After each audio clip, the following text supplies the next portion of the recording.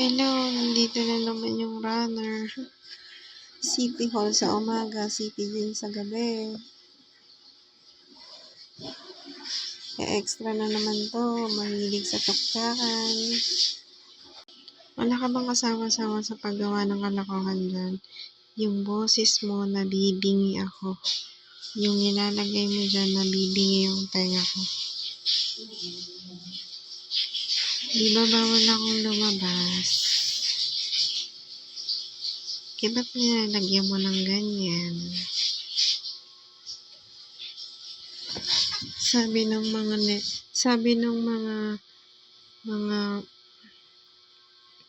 mga taong bayan, bawal kang lumabas kasi nga nadidilig ka, mapapahamak ka.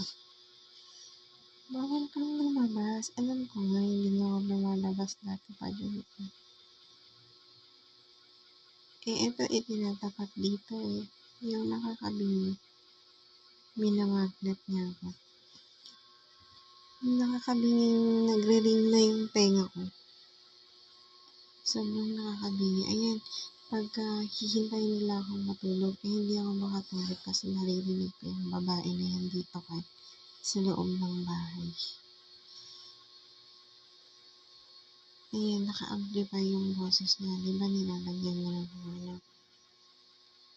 Pinaliwanag ko na yun. Tinext ko pa nga sa 911. Hindi pala nasisend. Mahaderang babae. Masakit sa tenga. Tumatakbo na yata yung nakahubad eh. Tuwing gabi.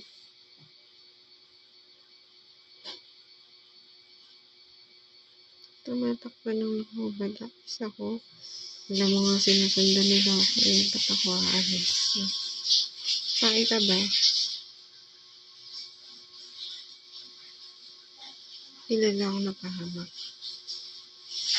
Yan ang mamagnet siya. High frequency signaling effect na pangsagap.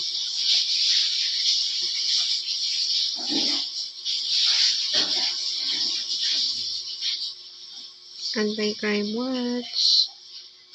Baka naman. Entitled daw kasi siya eh. Sinasawang defamation, hindi ako nga yung sinisiraan mo dati pa. Hindi ko nga alam yung dahilan. Yung pala dinig na dinig mo. Bis patigilin mo, gumawa-gawa ka ng kalokohan. Gago. Stupid ah.